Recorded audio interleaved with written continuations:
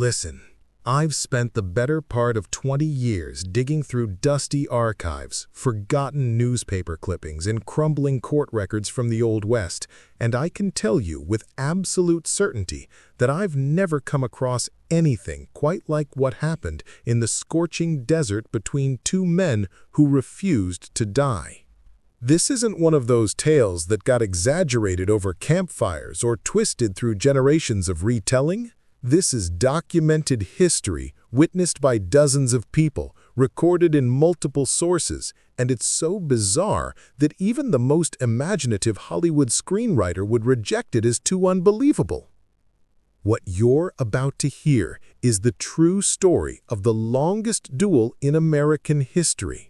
A confrontation that defied every rule of combat, every expectation of human endurance, and every assumption about how far two men could push themselves in pursuit of vengeance. And before you click away thinking you know how this ends, let me tell you right now, you don't. Nobody who hears this story for the first time ever guesses the ending. Nobody. The year was 1873. And the Arizona Territory was still very much the wild frontier, a place where the law was whatever the man with the fastest draw said it was, where disputes were settled with bullets rather than gavels, and where a man's reputation could be worth more than his life. In a small mining town called Redemption Springs, population maybe 200 on a good day, two men were about to write themselves into the history books in the strangest way possible. Their names were James Mitchell Crowley and Thomas Earl McBride, and if you've never heard of them, that's because history has a funny way of burying the stories that don't fit into neat little boxes. Crowley was a former Union cavalry officer who'd come west after the Civil War to escape the memories that haunted him, a tall, lean man with cold blue eyes and hands that were steadier than most men's heartbeats. McBride was a Texas rancher's son who'd watched his family lose everything during Reconstruction and had rebuilt his fortune through a combination of cattle driving, shrewd investments, and a reputation for being absolutely merciless in business dealings. Both men were in their early 30s, both were considered expert marksmen, and both had the kind of pride that could get a man killed. Their conflict started over something that might seem trivial to us now, but was deadly serious in that time and place, a water rights dispute. In the desert territories of the American Southwest, water wasn't just valuable, it was life itself, and the spring that gave Redemption Springs its name was the only reliable water source for miles in any direction. Crowley had purchased land upstream from McBride's ranch, and he'd started diverting water to irrigate crops he was planning to grow. McBride claimed that Crowley's actions were destroying his cattle operation, that without adequate water, his herd would die, and that he'd been using that water long before Crowley ever showed up. The two men had tried negotiating, but negotiations had broken down when Crowley accused McBride of trying to intimidate him with veiled threats, and McBride accused Crowley of being an arrogant outsider who didn't respect the unwritten rules of the territory. Words were exchanged in the saloon one Saturday evening in late June, words that couldn't be taken back, words that questioned each man's honor, courage, and integrity. Now, you have to understand something about dueling culture in the Old West. It wasn't quite the formal, ritualized affair you might have seen in European history, with seconds and elaborate rules and measured pacing. Western duels were often spontaneous, brutal, and quick. But there was still a code, an understanding among men about how these things were supposed to go. When McBride challenged Crowley to meet him at dawn with pistols, everyone in town expected it to be over in seconds. One man would fire, maybe both would, and somebody would be carried away, dead or dying, while the other rode off to face either justice or a quick escape, depending on the circumstances. That's how these things went, every single time. Except this time. They met as arranged on a stretch of flat, hard-packed desert about half a mile outside of town, a place where the ground was so devoid of cover that a lizard would have trouble finding shade. The sun was just starting to paint the eastern sky with streaks of orange and red when the two men arrived, each accompanied by a small group of supporters who would serve as witnesses. Crowley brought 3 men from his property, workers who'd become loyal to him over the months he'd been in the territory. McBride brought 4 ranch hands, tough men who'd worked cattle drives and weren't strangers to violence. A local merchant named Harrison Beckett, who fancied himself a neutral party, agreed to oversee the proceedings and make sure both men followed whatever rules they established. The rules were simple, almost brutally so. They would stand 30 paces apart, and at Beckett's signal, they could draw and fire.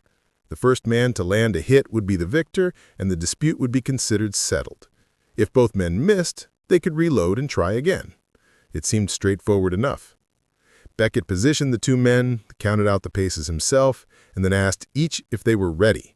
Both men nodded, their faces showing no emotion, their hands hanging loose and ready near their holstered weapons. The desert was absolutely silent, except for the whisper of a hot wind beginning to stir as the sun climbed higher. Beckett raised his hand, held it there for a moment that seemed to stretch into eternity, and then dropped it with a shout of "Draw!" Both men's hands flashed to their pistols with speed that made several witnesses gasp. 2 shots rang out almost simultaneously, the reports echoing across the empty landscape. And then something happened that nobody expected. Both men were still standing. Both men had missed. Now, missing a shot in a duel wasn't unheard of. Nerves, adrenaline, the weight of the moment could all affect a man's aim. What was unusual was that both men had missed, especially since both were known as excellent shots. But rules were rules, so they reloaded and prepared to try again. Beckett asked if either man wished to reconsider, to perhaps accept that honor had been satisfied and walk away. Both men refused. They took their positions again, and at the signal, they fired again. 2 more shots rang out. Both men remained standing. They had both missed again. This is where the story starts to get truly strange. A pattern began to emerge over the next few attempts. Shot after shot, both men would draw with incredible speed, both would fire, and both would miss. Sometimes by inches, sometimes by feet, but always they would miss. The witnesses began to murmur among themselves. Some suggested that perhaps the men were intentionally missing, trying to save face without actually killing each other. But those who knew Crowley and McBride, who understood the depth of their animosity and the rigidity of their pride, knew better. These men were trying to kill each other. They were simply failing. By mid-morning, both men had fired more than a dozen shots each. The ground around them was littered with spent cartridges catching the sunlight like brass flowers in the dirt. Both men were sweating heavily in the climbing heat, their shirts dark with perspiration, but neither showed any sign of wanting to stop. Their hands remained steady, their eyes remained focused, and their determination remained absolute. The witnesses were beginning to look uncomfortable. This wasn't how duels went. This wasn't natural. One of McBride's ranch hands suggested they call it off, that clearly neither man was going to hit the other, but McBride silenced him with a look that could have frozen water in a furnace. And here's where things get even more bizarre. If you think this story ends with both men eventually running out of ammunition or collapsing from exhaustion or having some moment of clarity where they realize the futility of their conflict, you're wrong. Instead, what happened is that both men, without any discussion between them, seemed to come to a silent agreement that they would continue this duel until one of them succeeded. They sent their witnesses back to town to fetch more ammunition, more water, and supplies, because neither one was willing to quit.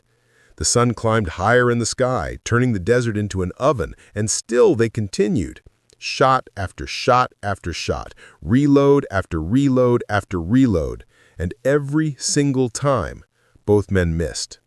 Now, before you start thinking this is some tall tale or exaggerated legend, let me tell you about the documentation.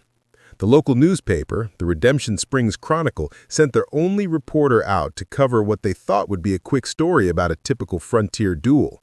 Instead, that reporter, a man named Edmund Whitmore, ended up documenting something unprecedented. His accounts, which were picked up by larger newspapers in Tucson and eventually even papers back in East, described the scene in vivid detail. He counted shots, he interviewed witnesses, he recorded the temperature, which reached well over 100 degrees Fahrenheit by noon. And he documented the fact that by the time the first day ended, as the sun began to set and visibility became poor, both men had fired more than 40 shots each, and neither had landed a single hit. You might be asking yourself how this is even possible. How could two expert marksmen standing only 30 paces apart miss each other more than 80 times combined? Theories started flying among the witnesses and the growing crowd of townspeople who'd come out to watch this bizarre spectacle. Some thought it was divine intervention, that God was preventing both men from committing murder. Others suggested some kind of supernatural curse or hex. A few old-timers claimed they'd heard of something similar happening once in Missouri, but nobody could verify his story. But the rational explanation, the one that Whitmore eventually proposed in his articles and that makes the most sense when you really think about it, was a combination of factors. The heat was causing mirage effects on the desert floor, distorting depth perception.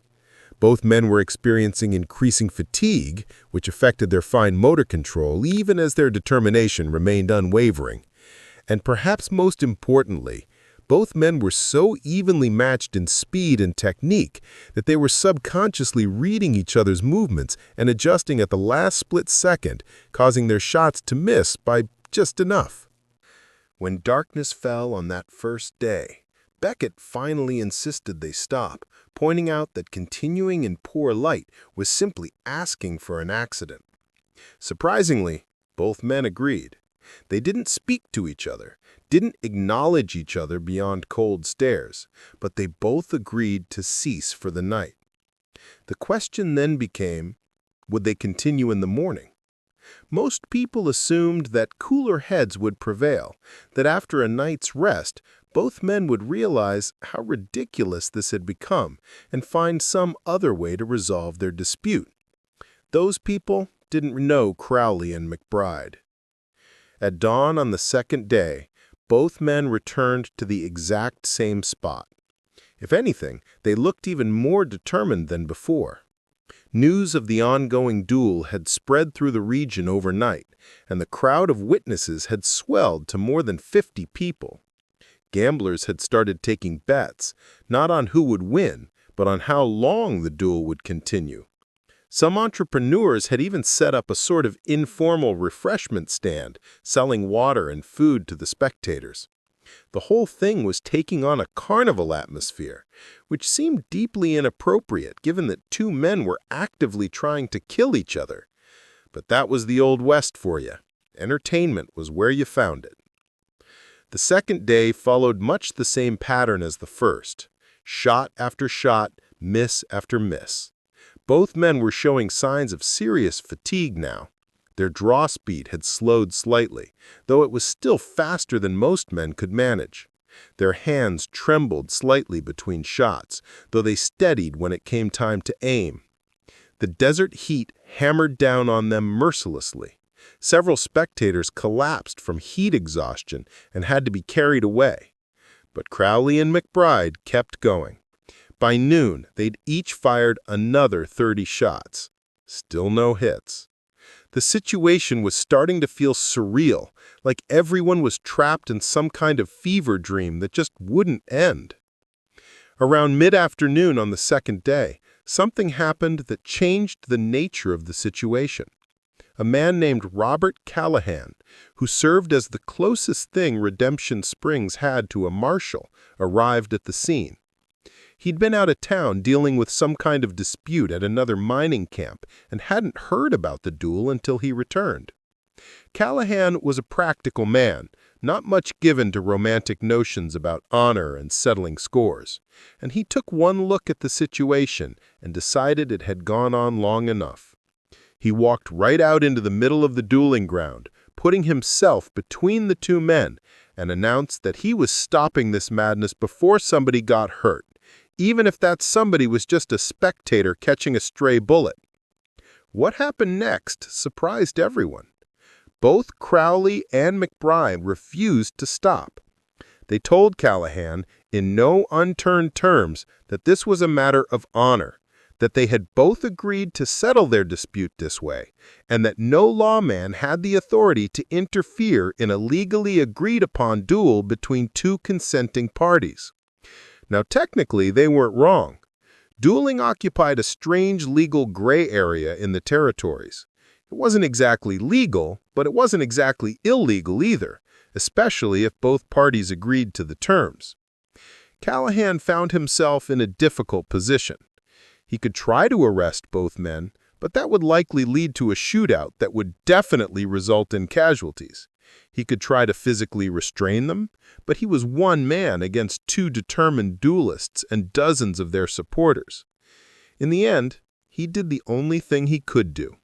He stayed there, right in the line of fire, betting that neither man would risk shooting through him to get to their opponent.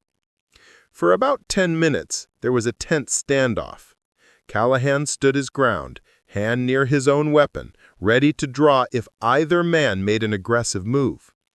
Crowley and McBride stood on either side of him, locked in a silent battle of wills. The crowd held its collective breath. And then McBride did something that showed just how deep his commitment to this duel ran.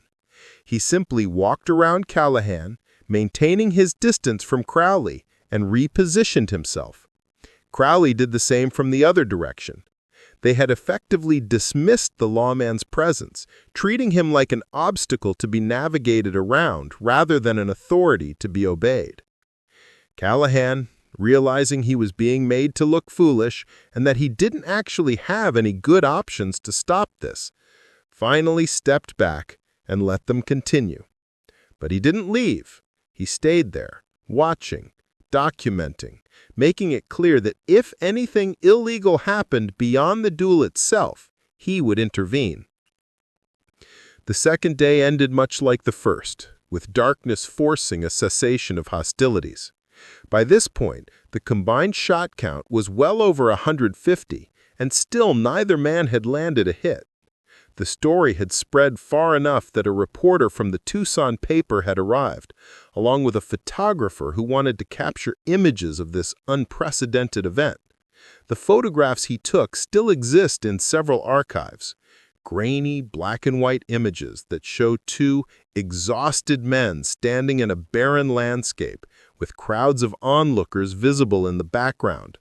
The expressions on Crowley and McBride's faces in those photographs are chilling. There's no rage there, no heat of passion, just a cold, absolute determination to see this through to whatever end awaited. If you're enjoying this story, and I know you are because you're still here listening, do me a favor and hit that like button right now. And I want you to drop a comment telling me if you think you could have maintained that level of determination for even one full day, let alone two, because I'm not sure I could have. Most people think they're tougher than they really are until they're actually tested. These two men were being tested in a way most of us can't even imagine.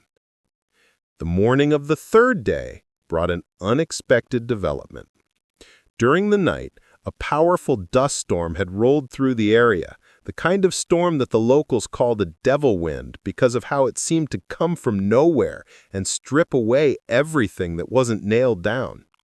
The dueling ground had been swept clean of all the spent cartridges, and a fine layer of dust covered everything. More significantly, the storm had brought behind it a dramatic change in weather. The temperature had dropped by at least 20 degrees, and dark clouds were building on the horizon, threatening rain. In the desert, rain was always welcome, but it also meant mud, reduced visibility, and generally unpleasant conditions for standing around shooting at each other. Both men arrived at the dueling ground right on schedule, neither one willing to give the other the satisfaction of showing up first or suggesting any kind of delay. But for the first time, there was a brief conversation between them. Witnesses reported that Crowley spoke first, asking McBride if he wanted to postpone until the weather cleared. McBride's response was to draw his pistol, take his position, and wait for the signal. That was answer enough. If anything, the adverse conditions seemed to have intensified their determination rather than diminishing it. The third day's shooting began with the same pattern that had characterized the previous 2 days. Shot, miss, reload, repeat. But something was different now. Maybe it was the fatigue finally catching up with both men in a serious way. Maybe it was the change in atmospheric conditions affecting the ballistics. Maybe it was just the weight of the absurdity starting to crack their concentration. Whatever the reason, the quality of both men's shooting began to decline noticeably. Their shots were landing further from the mark, sometimes missing by several feet rather than inches. Their reload times were slower. Between shots, both men swayed slightly, fighting to maintain their balance and focus.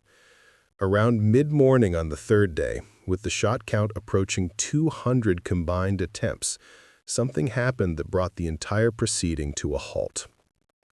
McBride fired his shot, which went wide by a good 3 feet. Then he tried to reload, and his hands fumbled with the cartridge. He dropped it in the dust, bent to pick it up, and as he straightened, he simply collapsed, just folded up and went down like a puppet with its strings cut. For a moment, everyone thought he'd been shot, that somehow Crowley's bullet had hit him and they just hadn't realized it. But Crowley hadn't fired yet. He was still in his position, pistol raised, waiting for his turn. McBride hadn't been shot. He'd simply pushed his body past its limits and shut down. Several of McBride's men rushed forward to help him. They carried him to the shade and poured water over his head and tried to revive him. Crowley remained in his position, pistol still drawn, though he hadn't fired. Beckett called out, asking Crowley if he would accept this as a victory, as clearly McBride was unable to continue. And here's where Crowley did something that either made him the most honorable man in the territory or the craziest, depending on your perspective. He refused.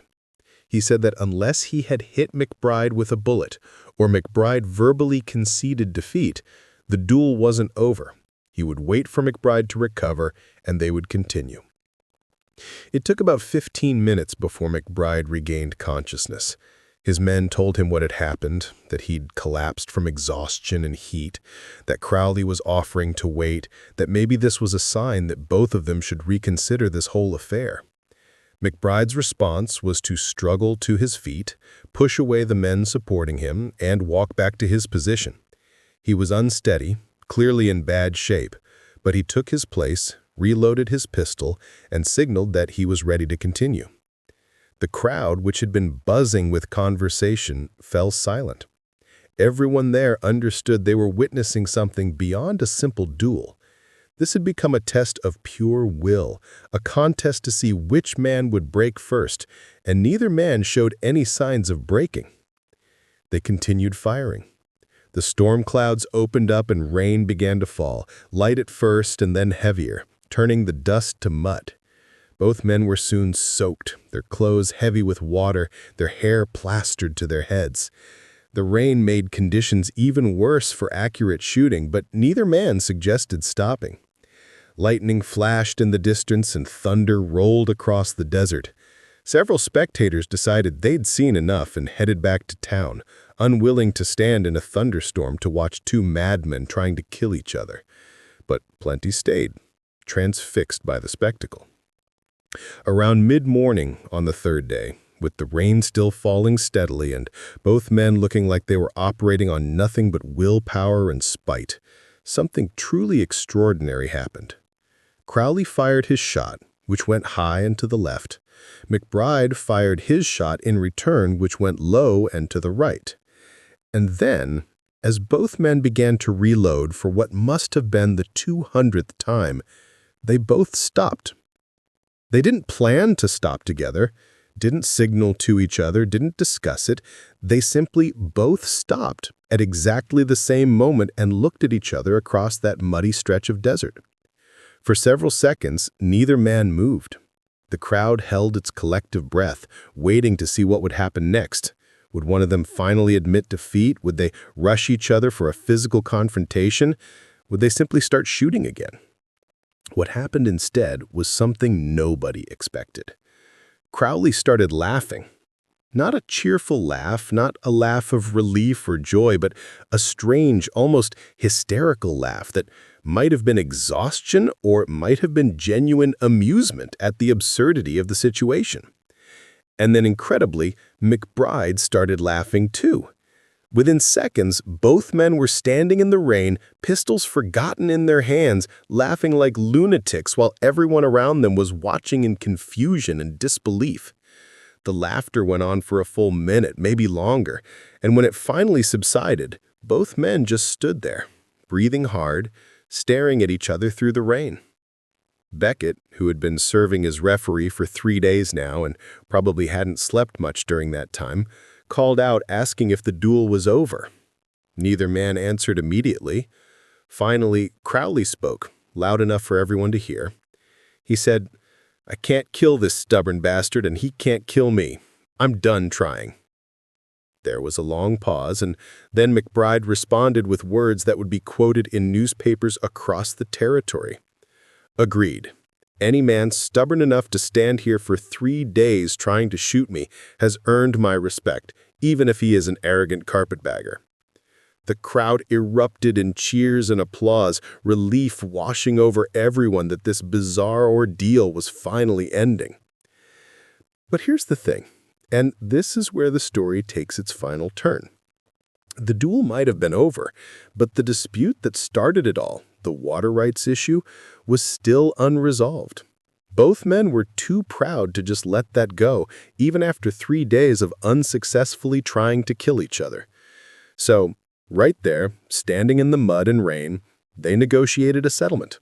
They agreed to share the water rights equally, to install a proper irrigation system that would serve both properties fairly, and to split the cost of construction. They shook hands on it, still holding their pistols in their other hands, and the deal was done. The whole thing that had nearly gotten them both killed was resolved in about 5 minutes of conversation. Now, you might think that's the end of the story, but there's an epilogue that's almost as interesting as the duel itself. McBride and Crowley never became friends exactly, but they developed a strange mutual respect born from their shared experience. They became known throughout the territory as those two crazy fools who dueled for 3 days. And rather than being embarrassed by it, both men seemed to wear it as a badge of honor. They would occasionally have a drink together in the saloon, never speaking much, just acknowledging each other's presence. The water-sharing agreement they'd worked out became a model for other property owners in the region dealing with similar disputes. The photographs taken during the duel, especially those from the 3rd day showing both men soaked and exhausted, circulated widely and became iconic images of the Old West. Edmund Whitmore, the reporter who documented everything, published a book about the experience called 3 Days in the Desert, the Longest Duel in American History, which sold quite well back east where people were fascinated by Western frontier life. The book is rare now, but copies exist in several historical society collections, and it's a fascinating read if you can track one down. Here's something that didn't become widely known until years later, but that I find absolutely fascinating. After it was all over, both men admitted privately to different people that at several points during the 3 days, they'd been so exhausted and disoriented that they honestly couldn't remember why they were fighting. They'd kept going purely on principle because neither one was willing to be the first to quit, even though they'd lost sight of what they were trying to accomplish. It speaks to something fundamental about human nature, about pride and stubbornness and the strange places those qualities can take us when we let them run unchecked. The town of Redemption Springs, which had been a minor backwater before the duel, experienced a brief tourism boom as people came through hoping to see the site where it happened and maybe meet the 2 men involved. The local economy got a nice little boost from it. Eventually, as tends to happen, the story faded from the national consciousness, replaced by other tales and other legends. Crowley died in 1891 from pneumonia. McBride lived until 1900, dying at the age of 62 from a heart attack while working cattle. Neither man ever fought another duel. But here's the real question that this story raises, And I want you to think about this seriously. What does it mean that two men, both intelligent and skilled, could get so locked into a confrontation that they kept trying to kill each other for 3 full days, even when it became obviously futile? What does it say about human psychology, about the way we escalate conflicts, about our inability to back down once we've committed to a course of action? In some ways, this duel is a perfect metaphor for so many of the pointless conflicts we see in the world, where both sides keep fighting long after anyone can remember what they're fighting about, both sides too proud to be the first to suggest peace. The water rights dispute that started this whole mess? It could have been resolved through simple negotiation in the first place. Both men knew that. The legal system, primitive as it was in the territory, could have handled it. They chose violence instead because their pride demanded it, because backing down would have been seen as weakness, because in that time and place, a man's reputation was everything. And then, once they'd started down that path, once they'd committed to the duel, they couldn't stop, even when it became clear that neither one was going to win. They were trapped by their own stubbornness and by the expectations of everyone watching them. Think about the spectators, too. Over 100 people at the peak, standing around in brutal heat and even in a thunderstorm, watching two men try to kill each other. Some were there out of morbid curiosity, sure. Some were there because it was the most interesting thing happening in a place where entertainment was scarce. But many were there because the community expected them to be there, because witnessing a duel was a social obligation in that culture. Nobody stopped it because nobody felt they had the authority or the responsibility to stop it.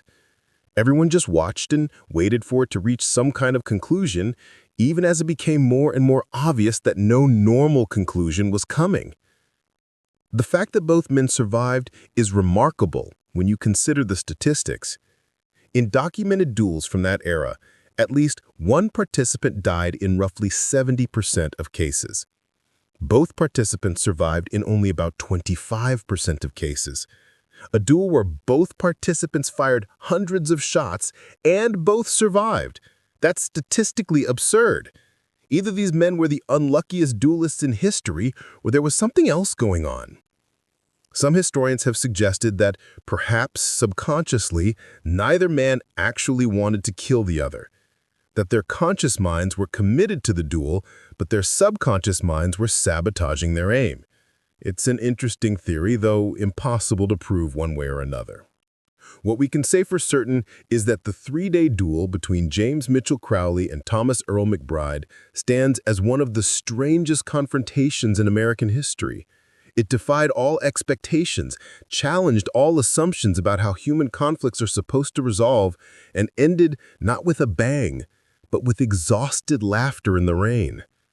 It's a story that reminds us that reality is often stranger than fiction, that people are capable of incredible stubbornness when their pride is at stake, and that sometimes the best way out of an impossible situation is to simply laugh at the absurdity of it all and agree to try something different.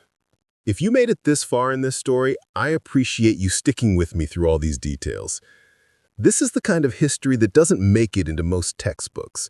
The kind of story that's too weird and too specific to fit into the neat narratives we usually tell about the Old West. But it's real, it's documented, and it deserves to be remembered. Go ahead and hit that subscribe button if you want to hear more stories like this, because I've got dozens of them lined up.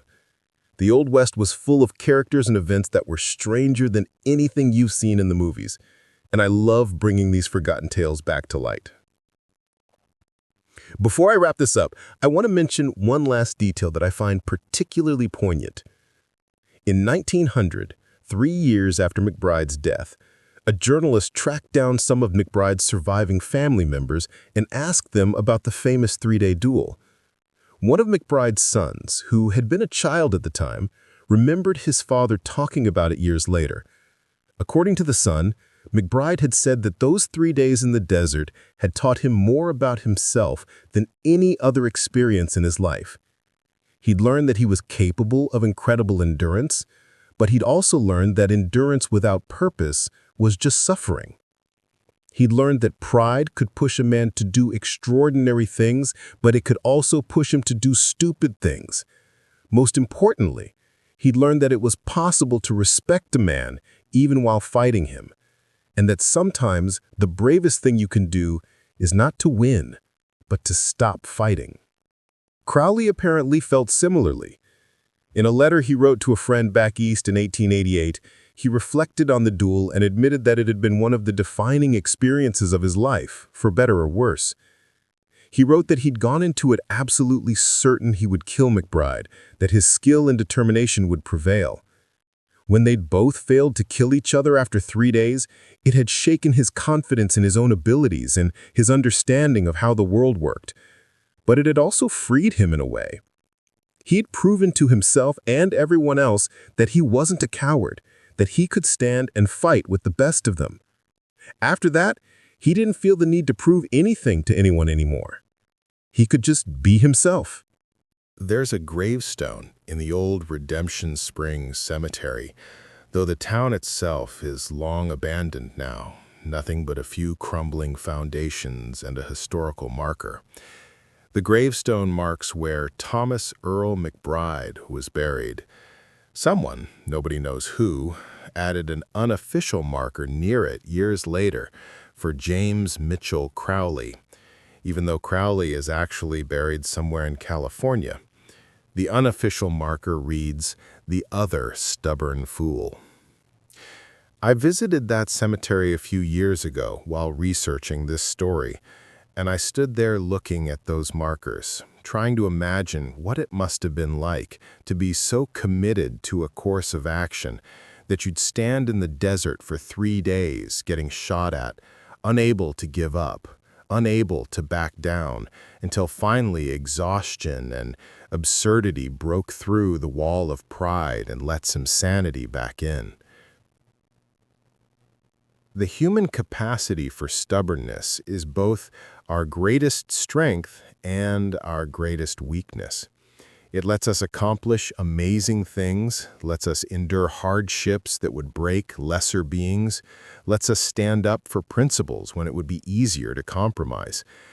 But it also locks us into conflicts that serve no purpose, traps us in patterns of behavior that hurt us and everyone around us, and prevents us from seeing solutions that are right in front of us. Crowley and McBride embodied both sides of that equation. Their 3-day duel was simultaneously impressive and ridiculous, admirable and insane. So what's the takeaway from all this? What's the lesson we're supposed to learn from 2 men shooting at each other for 3 days in the Arizona desert 150 years ago? Maybe it's that we should choose our battles more carefully. Maybe it's that we should be willing to walk away from conflicts that aren't serving us, even if walking away damages our pride. Maybe it's that we should try to resolve our disputes through communication rather than confrontation whenever possible. Or maybe the lesson is simpler than all that. Maybe the lesson is just that life is strange, people are complicated, and history's full of stories that remind us we're all just barely controlled chaos, wrapped in skin, trying our best to make sense of a world that often doesn't make much sense at all. Drop a comment down below and tell me what you think. Have you ever gotten locked into a conflict where you knew you should back down but just couldn't make yourself do it? Have you ever taken something too far because your pride wouldn't let you stop? I want to hear your stories because I guarantee some of you have experiences that parallel this one, even if they didn't involve pistols in the Arizona desert. We all have that stubborn streak in us. The question is whether we learn to control it or whether we let it control us, the way it controlled Crowley and McBride for those 3 long days. And if you're wondering whether anything like this could happen today, the answer is probably not, at least not in exactly the same way. We have better conflict resolution systems, stronger law enforcement, and a culture that's moved away from personal violence as a way to settle disputes. but the underlying psychology that drove Crowley and McBride, that need to prove ourselves, that inability to back down once we've committed, that pride that can override common sense, that's still with us. It just expresses itself in different ways. Road rage incidents that escalate way beyond what the initial slight deserved, online arguments that go on for days even though neither side is going to convince the other, feuds between neighbors over property lines that end up costing both parties thousands in legal fees over something that could have been resolved with a conversation and maybe a survey. The human nature that drove the three-day duel is very much alive. Before I let you go, I want to tell you about one more fascinating detail. The pistols that Crowley and McBride used during their duel, both Colt single-action Army revolvers in .45 caliber, eventually ended up in a museum collection. A historian examined them years later and found something interesting. Both pistols showed signs of unusual wear on the firing pins and cylinders, consistent with extremely heavy use in a short period. When they tested the pistol's accuracy on a range, they found that both were still reasonably accurate, certainly accurate enough to hit a man-sized target at 30 paces under normal conditions. This definitively ruled out any theory that maybe the pistols themselves were defective or inaccurate. The misses were all on the shooters, not the equipment. The ammunition they used, which would have been standard production rounds of that era, was also examined when they found several unfired cartridges among the possessions of both men. Nothing unusual there either. Everything was as it should have been from a technical standpoint. 2 good pistols, decent ammunition, 2 skilled shooters, clear line of sight, and yet somehow nearly 200 shots fired with no hits. It remains one of the most improbable outcomes in the history of recorded combat, and it's a testament to how human factors, psychology, fatigue, environmental conditions, and sheer random chance can combine to produce results that defy all reasonable expectations. You know what really gets me about this story, though, and I've thought about this a lot over the years, is the moment when they both started laughing. That moment of shared absurdity, that instant when both men simultaneously recognized how ridiculous the situation had become and couldn't help but laugh about it. That's a profound moment of human connection happening between 2 people who had been trying to kill each other seconds earlier. That suggests that beneath all the anger and pride and determination, both men retained enough self-awareness to see themselves as others were seeing them, to recognize that they'd become caricatures of stubborn masculinity, to understand that they'd crossed some invisible line from serious confrontation into farce. And that recognition, that ability to laugh at yourself even in the middle of something deadly serious, that might be the most important survival skill a human being can have. Think about all the conflicts throughout history that might have ended differently if the participants had been able to step back and laugh at the absurdity of their situation. Think about the feuds between families that lasted generations, the wars fought over insults and perceived slights, the violence committed in the name of honor and pride. How many of those could have been diffused with a moment of shared laughter, a recognition that we're all just flawed humans stumbling through life, making mistakes and taking ourselves too seriously? The three-day duel stands as a reminder that sometimes the path to peace isn't through victory or compromise, but through recognizing the fundamental ridiculousness of the conflict itself. Now, I know some of you are probably thinking that I'm reading too much into this, that maybe Crowley and McBride were just laughing from exhaustion or hysteria rather than genuine recognition of absurdity. And you might be right. We can't know for certain what was going through their minds in that moment. But the fact remains that after 3 days of trying to kill each other, they were able to stand down, negotiate a fair settlement, and coexist peacefully for the rest of their lives. Something shifted in that moment in the rain, something that allowed both men to exit the trap they'd built for themselves. Whether it was laughter that freed them, or whether the laughter was just a symptom of freedom that came from somewhere else, the result was the same. I also want to talk about the role of the community in all this, because it's fascinating from a sociological perspective.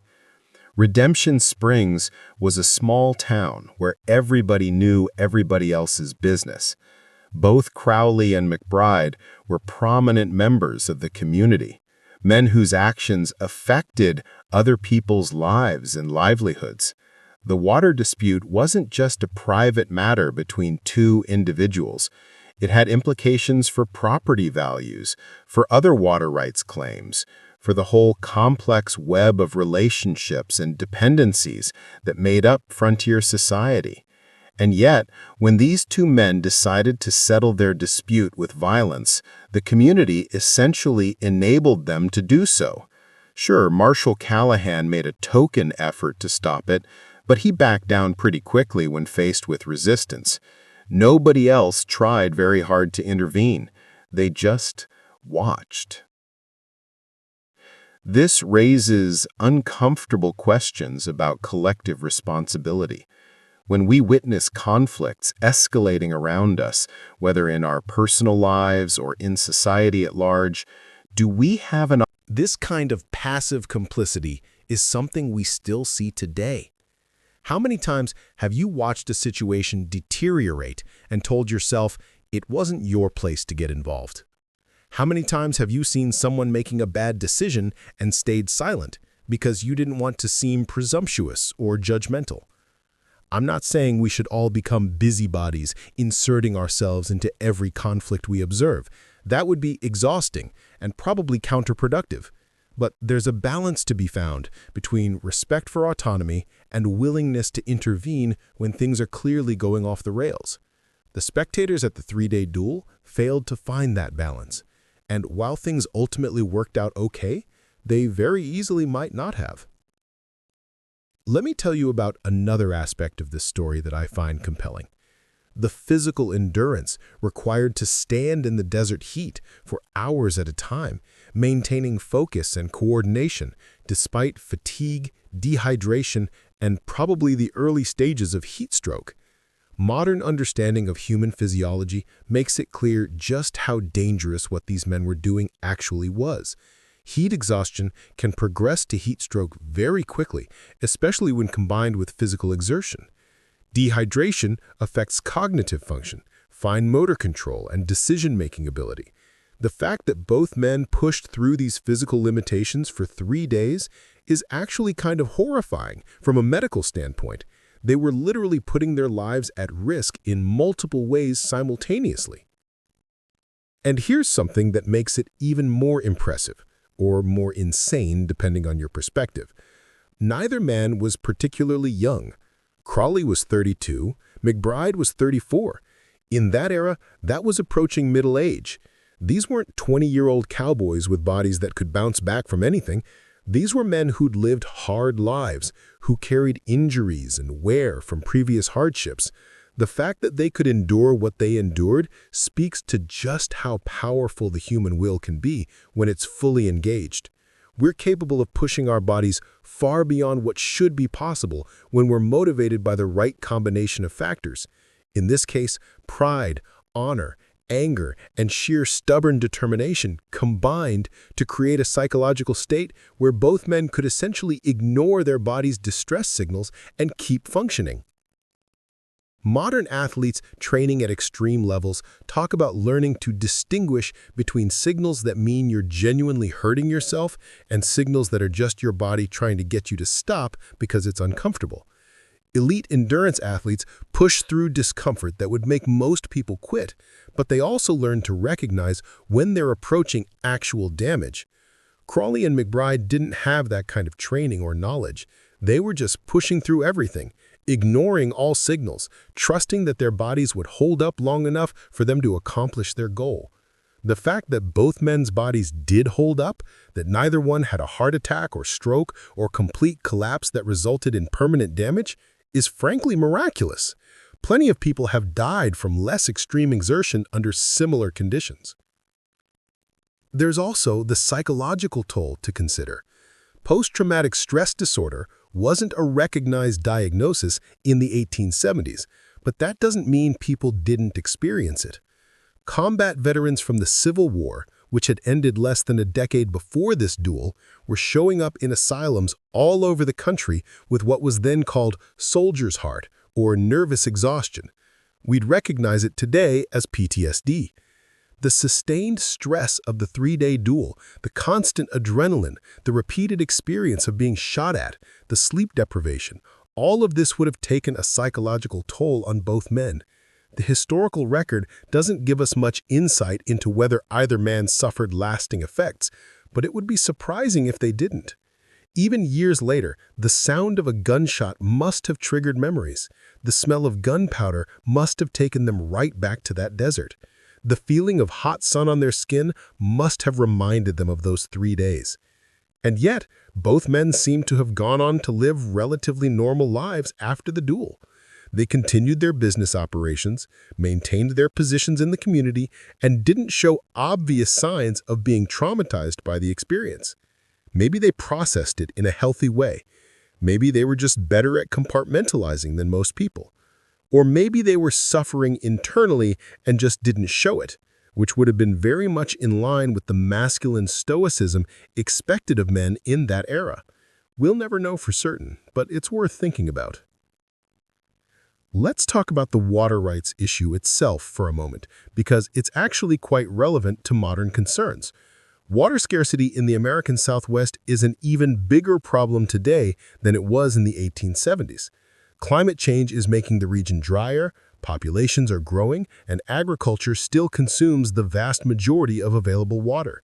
The conflicts over water rights that seemed so important to people like Crawley and McBride are still happening today, just with different parties and usually through legal mechanisms rather than duels.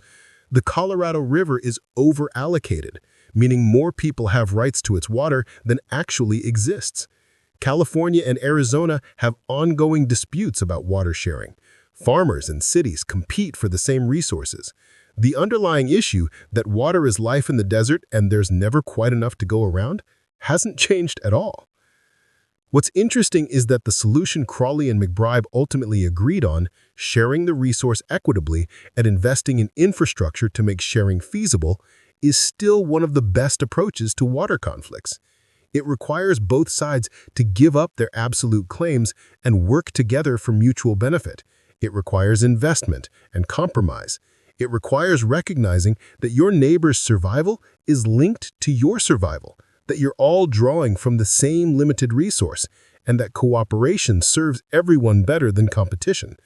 These principles were true in 1873, and they're true today.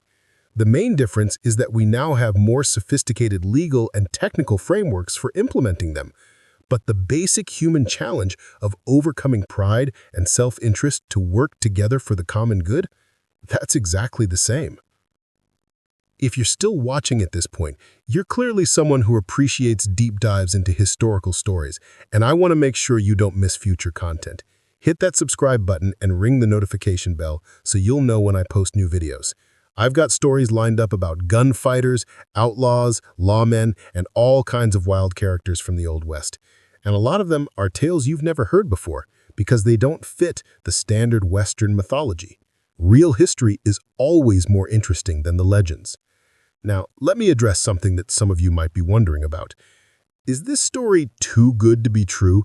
Is it possible that it's been exaggerated or embellished over the years? It's a fair question, because there are certainly plenty of tall tales from the Old West that have been presented as fact over the years. But in this case, we have pretty solid documentation. Multiple newspaper accounts from the time, including day-by-day coverage from Edmund Whitmore, photographs that were taken during the event, court records related to the water rights dispute and its resolution, letters and diary entries from people who witnessed the duel. None of these sources contradict each other on the basic facts of what happened. They all agree that two men dueled for 3 days, fired approximately 200 combined shots, neither was hit, and they eventually resolved their dispute peacefully. Now, some of the details might have gotten fuzzy over time. The exact number of shots fired is probably approximate rather than precise. Some of the dialogue that's been reported might be paraphrased or reconstructed from memory. The internal thoughts and motivations I've attributed to Crowley and McBride are obviously speculative since we can't know exactly what they were thinking. But the core story, the unprecedented 3-day duel that ended without a winner, that's well-documented history. It really happened, as improbable as it seems. There's something profound about the fact that this story has survived for 150 years and still has the power to fascinate us. It speaks to universal human experiences that transcend time and culture. The feeling of being trapped in a situation where you can't back down without losing face. The recognition of absurdity in the middle of something serious. The respect that can develop between adversaries. The relief of finding a peaceful resolution to a violent conflict.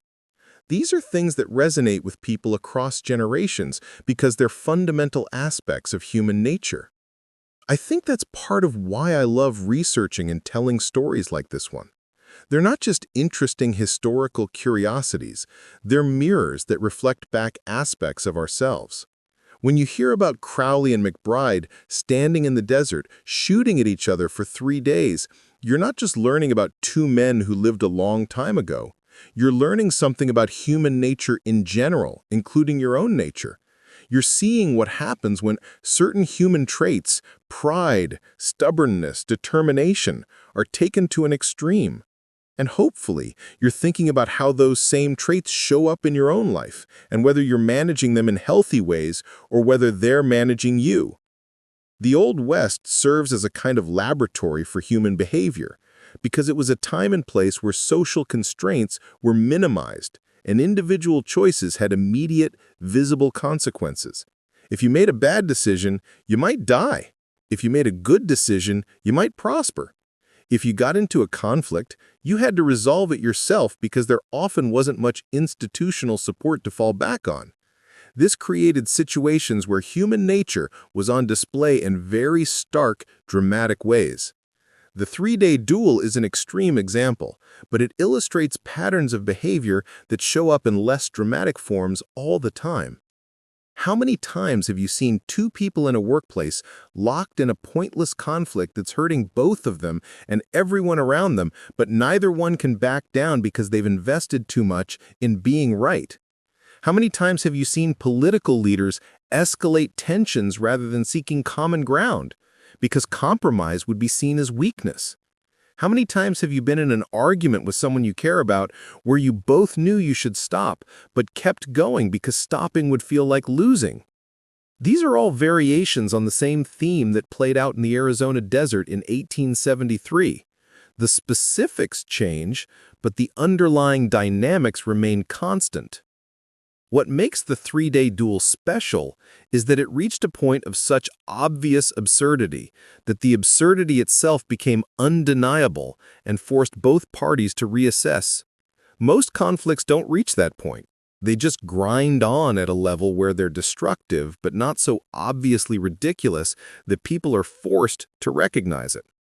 The duel became a kind of reductio ad absurdum, taking the logic of violent conflict resolution to its ultimate conclusion and revealing how bankrupt that logic really is.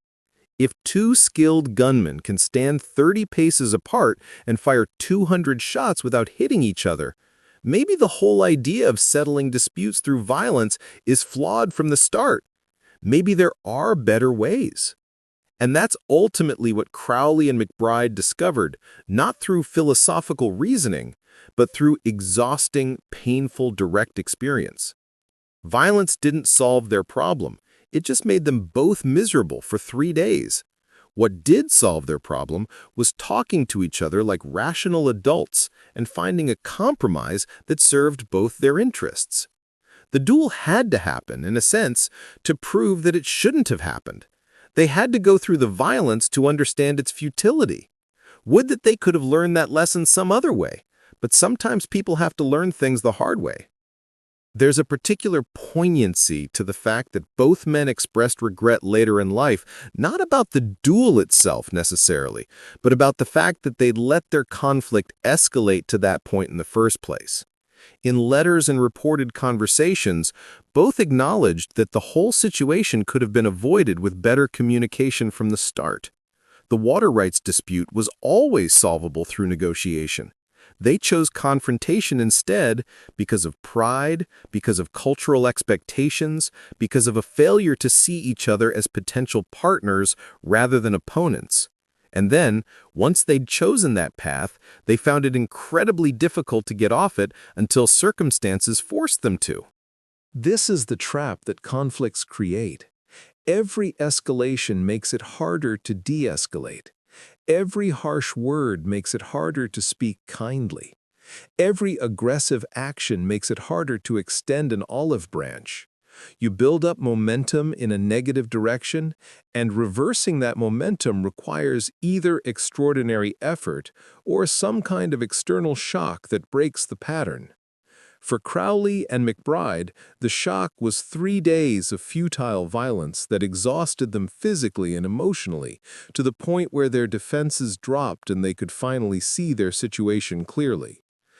That's a hell of a way to learn a lesson, but at least they learned it and were able to apply it going forward. I want to circle back to something I mentioned earlier about the role of spectators, because I think there's an important lesson there too. The crowd that gathered to watch the duel was seeking entertainment, but what they got was something more unsettling, a prolonged demonstration of human stubbornness and suffering. As the hours turned into days and the spectacle became less exciting and more disturbing, some people left, but many stayed. There's something voyeuristic about watching other people's conflicts, something that appeals to a dark part of human nature. We tell ourselves we're just observing, just being witnesses, but our presence changes the dynamic. The knowledge that people are watching can make it harder for the participants to back down, because now they're not just worried about their own pride, but about their reputation in the eyes of others. If the duel had happened in private, with no witnesses, would it have gone on as long? Maybe not. Maybe both men would have felt more freedom to call it off once they realized it wasn't working. But with dozens or hundreds of people watching, both men knew that any decision they made would become public knowledge, would be discussed and debated, would affect how they reviewed in the community. The spectators weren't just neutral observers. They were part of the social pressure that kept the duel going. Their presence was like oxygen feeding a fire. And yet, none of them probably thought of themselves as responsible for what was happening. They were just watching, right? This dynamic shows up in modern contexts too. Social media has made us all potential spectators to other people's conflicts.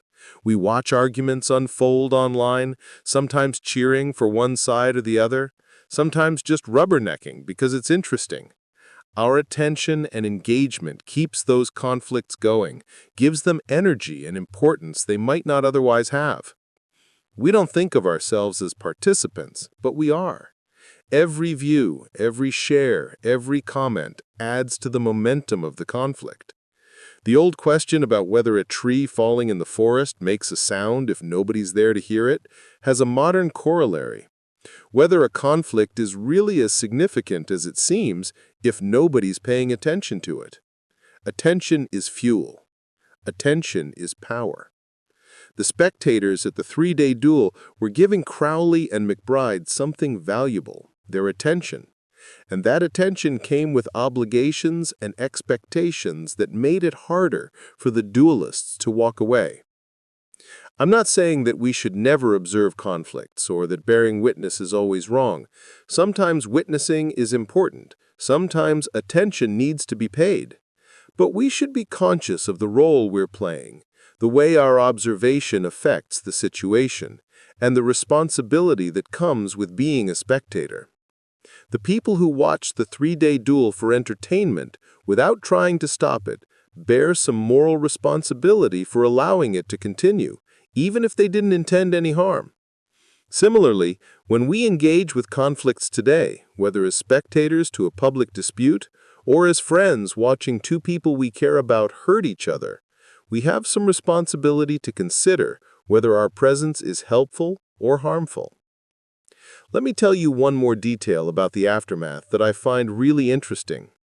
After the duel ended and word spread about what had happened, Redemption Springs gained a reputation as a place where even the most serious conflicts could be resolved peacefully. Other towns in the territory started referring disputes to mediators in Redemption Springs, figuring that if those folks could help Crowley and McBride work things out, they could help anyone. The town became known as a place where reason could prevail over violence, where compromise was valued over victory. It's ironic that a three-day gunfight became the foundation for a reputation for peacemaking, but that's how it worked out. Harrison Beckett, the merchant who'd served as referee for the duel, found himself in demand as a mediator for other disputes. He apparently had a talent for helping people find common ground, and he used the story of the duel as a cautionary tale about what happens when conflicts escalate unchecked. He would tell people considering violence as a solution that he'd watched two of the best gunmen in the territory try to kill each other for 3 days and fail. So maybe they should consider whether shooting was really an effective problem-solving strategy. It's a persuasive argument when it's based on direct observation rather than abstract principle. The water-sharing system that Crowley and McBride established became a model for the region. Other property owners with overlapping water claims studied what they'd done and implemented similar arrangements. Engineers came from as far away as California to look at the irrigation infrastructure they'd built and learn from it. What had started as a conflict that nearly got 2 men killed ended up benefiting the entire community and contributing to better resource management practices across the territory. Sometimes good things can grow from bad situations, not because the bad situation was necessary, but because humans are resilient and creative and can find ways to extract lessons and value from even the worst experiences. Now, I know I've been going on for a while, and some of you are probably wondering if there are any other sources where you can read more about this story. The best source is still Edmund Whitmore's book, 3 Days in the Desert, though, as I mentioned, it's quite rare. Some universities have copies in their special collections, and there's been some discussion of reprinting it because of renewed interest in unusual Western history. The original newspaper articles from the Redemption Springs Chronicle and the Tucson paper are archived and can be accessed through historical newspaper databases if you have academic access or are willing to visit certain libraries. There are also some scholarly articles that have analyzed the duel from various perspectives: psychological, sociological, historical, and those can provide additional context and interpretation. What I want you to take away from this story, though, isn't just the facts of what happened, but the questions it raises and the insights it offers into human nature. Why do we escalate conflicts beyond the point of reason? How do we get trapped in patterns of behavior that don't serve us? What does it take to break those patterns and find better ways forward? How do witnesses and spectators contribute to conflict dynamics? What's the relationship between individual pride and collective welfare? These are questions that matter today just as much as they mattered in 1873. And the 3-day duel gives us a vivid, extreme case study to think about them. If I had to summarize the central lesson of this story in one sentence, it would be this: that the courage to back down from a conflict is often greater than the courage to continue it, and that true strength lies not in being able to endure suffering, but in being wise enough to avoid unnecessary suffering in the first place. Crowley and McBride demonstrated incredible physical and mental toughness by dueling for 3 days.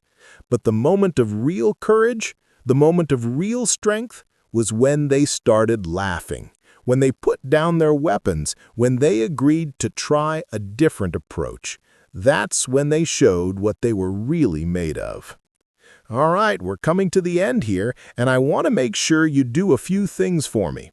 First, drop a comment and let me know what you thought of this story. Tell me if you've ever been in a situation where pride kept you from doing the smart thing, where you knew you should back down but couldn't make yourself do it. I read every comment and I love hearing your perspectives and experiences. Second, hit that like button if you enjoyed this deep dive into an obscure piece of Western history. It helps the algorithm show this video to more people who might appreciate it. Third, subscribe to the channel if you haven't already, because I've got so many more stories like this one, tales from the Old West that never made it into the movies, but that are absolutely fascinating and full of insights into human nature. And finally, share this video with someone who you think would appreciate it. If you've got a friend who's into history, or someone who likes unusual stories, or just someone who appreciates a well-told tale about human stubbornness and absurdity, send them the link. Word of mouth is how channels like mine grow, and I appreciate every single person who takes the time to share content they find valuable. The 3-day duel between James Mitchell Crowley and Thomas Earl McBride stands as one of the most remarkable events in the history of the American West. It's a story of pride and endurance, of absurdity and resolution, of human beings pushed to their absolute limits and then beyond. It's a story that could only have happened in that specific time and place, and yet it speaks to universal truths about conflict, ego, stubbornness, and the strange ways we sometimes have to learn life's most important lessons. Two men stood in the desert for 3 days trying to kill each other, failed completely, and in that failure found a path to peace that served them both better than victory ever could have. If that's not a story worth remembering and sharing, I don't know what is. Thanks for sticking with me through this long exploration of a forgotten piece of history. I'll see you in the next video, where I'll be telling you about another wild story from the Old West that you've probably never heard before. Until then, remember that history isn't just about dates and names and famous battles. It's about people, real flesh and blood human beings who made choices and faced consequences and tried their best to navigate a complex world, just like we're all doing today. Their stories can teach us if we're willing to listen. The 3-day duel teaches us about the futility of violence, the power of stubbornness, both for good and ill, and the possibility of redemption and resolution even in the darkest circumstances. Those are lessons worth carrying forward. Take care, and I'll talk to you soon.